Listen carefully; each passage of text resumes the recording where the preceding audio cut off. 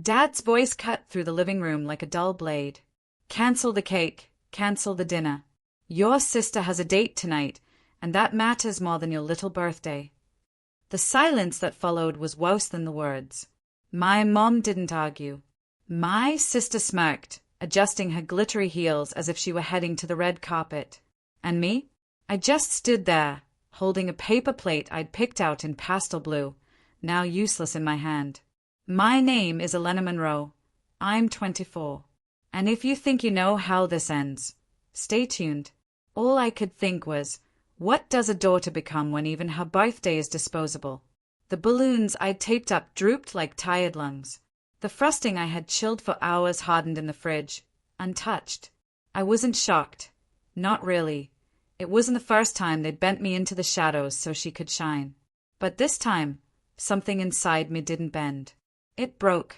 I excused myself quietly, pretending their choice hadn't gutted me. I climbed the stairs slowly, each step sounding like a countdown. Upstairs in my room, the walls seemed to pulse with all the times I'd been overlooked, forgotten recitals, cancelled plans, hammer-downs while she got brand new. But while they were busy setting a table for her, I opened my laptop and began to look at something they'd never imagined I could touch. Their mortgage account. And for the first time, my silence felt like power. The glow from my laptop screen lit the corners of my room, casting long shadows that seemed to nod in agreement with what I was about to do. My father always bragged about his flawless financial planning, but he had one blind spot, me. He'd made me the authorized user on their online banking when I was 17, back when he pretended to trust me with responsibility. He never revoked it. He never thought I'd matter enough to check. Scrolling through the accounts, I could almost hear his voice. Elena, you wouldn't understand numbers like these. The condescension dripped even from memory. But there it was, clear as daylight, the mortgage auto-payment scheduled for the first of the month. My hands shook, not from fear, but from the thrill of finally holding a blade of my own. One click, and I could cancel it. Not postpone. Not adjust. Cancel. I paused, picturing my sister twirling out the front door that night, my parents cheering her on as if she were royalty. And me? The ghost daughter, watching my birthday vanish into the sink like melted wax. If they could cancel me so easily, why couldn't I return the favor? I hovered over the confirmation button. My reflection in the screen was unfamiliar, eyes sharper, posture taller, a version of me who had stopped asking to be chosen. When I clicked cancel, it was like blowing out a candle. Quiet, final. And this time, they would be the ones sitting in the dark. The next morning, the house buzzed like nothing had happened. My sister recapped every detail of her perfect date while my parents nodded along, faces glowing with pride. Not once did they mention my birthday, not a flicker of guilt in their eyes. I sipped my coffee silently, holding in the secret that pulsed louder than their voices. The mortgage due date loomed just days away. They didn't know the safety net had vanished beneath them. Dad spread the newspaper across the table, tapping at a glossy picture of a mansion for sale. This is the kind of place we should upgrade to in a few years. His confidence was nauseating, his tone the same one he used when he told me I'd never amount to more than a burden. I studied him carefully, memorizing the casual arrogance. He had no clue that the walls around him weren't as steady as he believed. My mother's phone chimed, shopping discounts. She laughed lightly, scrolling for things she didn't need. I wanted to laugh too, but the sound would have come out differently, sharper, heavier. Instead, I said nothing. Silence was my sharpest weapon now. Later, in my room, I checked the account again. Still cancelled. No backup payment. No alerts yet. Just a ticking clock. For the first time in years, I didn't dread what came next. I was waiting for it, savoring the storm that was inching closer to their perfect little world. 3 days later, the storm broke. I heard it first in my father's raised voice, a sharp, panic bark that cut through the walls. I crept halfway down the stairs and froze, hidden in the shadow of the railing. What do you mean the payment didn't go through? His tone was clipped, disbelieving. I set up autopay years ago. The mortgage officer's muffled voice on speaker carried through the kitchen. Sir, the autopay was cancelled. There's no record of it being active this month. My mom gasped, her hand slapping against the counter. This has to be a mistake. Check again. I bit my lip to stop the smile that threatened to bloom. For once, it wasn't me fumbling, forgetting, or disappointing. It was them. Their castle had a crack. Dad paced, his arrogance stripped bare. If this affects my credit score, his words cut off. He hated when he couldn't control the narrative, hated when the universe didn't bend to him. My sister, still in her glittery haze, rolled her eyes. Can't you just fix it? You're acting like the world's ending. Oh, but she didn't know. None of them did.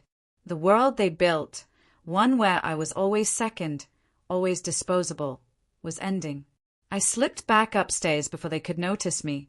My heart pounded, not from guilt, but from a quiet satisfaction that felt almost holy. They had cancelled my birthday. Now the house itself was starting to cancel them. That night, their panic filled every corner of the house. The air was thick with whispered arguments and frantic phone calls. My father's voice, usually booming with certainty, now cracked like glass under pressure. This isn't just one payment, Margaret, he hissed at my mom. If we don't fix this, penalties pile up. The bank doesn't play games. I lay in bed, wide awake, listening. The same ceiling that had once witnessed me cry myself to sleep now felt like an audience to my secret triumph. In the morning, Dad tried to act normal. He sat at the table, jaw tight, flipping through his accounts on his tablet. My mom hovered over him, anxiety written all over her face. My sister wandered in, yawning, holding a latte she'd made with the espresso machine I bought with my own paycheck, the one she claimed as hers. She complained about her boyfriend ghosting her. My dad snapped, "Do you ever think beyond yourself for once?" The irony nearly made me laugh out loud. I poured my coffee slowly, savoring the silence that stretched after his words. For once, she wasn't the golden child. For once, the weight of reality was pressing harder on them than it had ever pressed on me. Checking my phone under the table, I scrolled to the bank app again. The cancellation still stood, solid and irreversible. Each passing day tightened the rope around that perfect little throne, and I was the one holding the knot. By the end of the week, cracks in their facade had widened into gaping fractures. A letter arrived from the bank, thick, official, impossible to ignore. I watched my mom's hands tremble as she slit the envelope open. The words spilled out of her mouth in a whisper, notice of missed payment, penalty fees applied. My father snatched it from her, scanning the lines as if his glare could rewrite the truth. His face drained of color, then flushed crimson. "This is sabotage," he muttered. "Someone interfered." I sat across the table, spooning cereal into my bowl, the picture of innocence. The milk splashed quietly as the world collapsed noisily around me. "We'll figure it out," Mom pleaded, her voice quivering. "We always do." But they didn't. The calls they made led to dead ends. Their arrogance had left them careless. They'd never set up a backup payment method, never thought consequences could touch them. That night, as their whispered arguments turned into shouting matches, I stood in my doorway, unseen. My sister stumped upstairs in tears after my dad snapped at her again, his patience burned away. The golden pedestal she stood on was crumbling beneath her, too. For the first time in my life, the imbalance shifted. They were scrambling, desperate, cornered. And me? I was calm, steady, watching the empire that had suffocated me fall brick by brick. They had cancelled my birthday, but I had cancelled their illusion of control. 2 weeks later, the house no longer smelled like comfort. It smelled like fey, stale coffee, unopened bills, and tension so thick it clung to the walls. I came downstairs to find my dad slumped at the kitchen table, head buried in his hands, bank statements spread like battlefield wreckage around him. My mom sat opposite, clutching her rosary though she hadn't prayed in years. "This could lead to foreclosure," he said hoarsely. Do you realize what that means? Everything we built, gone. His words hung in the air like smoke. I wanted to remind him that I had built nothing with him, only endued. But instead, I sipped my coffee, letting the silence do the talking. My sister stormed in, furious. Why is everyone acting like this is the end of the world? Can't we just ask Elena? She's the responsible one. She actually saves money. For the first time, all eyes landed on me. Their voices, sharp and broken, carried something new: dependence. The same people who had dismissed me, mocked me, cancelled me now looked at me as if I were a lifeline. I tilted my head, calm.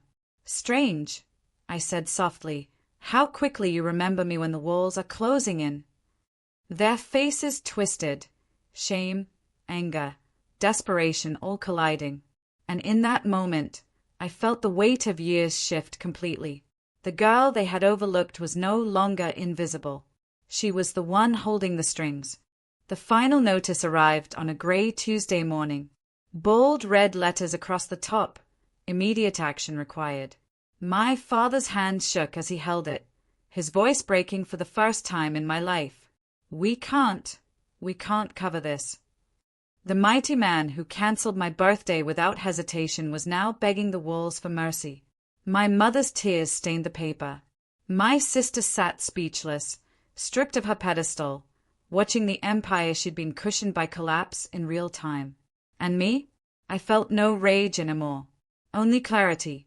I stood at the threshold of the kitchen, steady and unshaken. You cancelled me, I said quietly, the words slicing through their panic. Over and over. My birthdays, my moments, my existence. I was disposable until you needed me. They looked at me as though seeing me for the first time. Dad opened his mouth to protest, but nothing came out. The silence was heavier than any argument. I didn't gloat. I didn't scream. I simply placed my coffee mug on the counter, the soft click echoing louder than their sobs. I won't save you, I whispered. Not this time. Then I walked upstairs, each step light, each breath free. For years, their choices had written me out of my own story.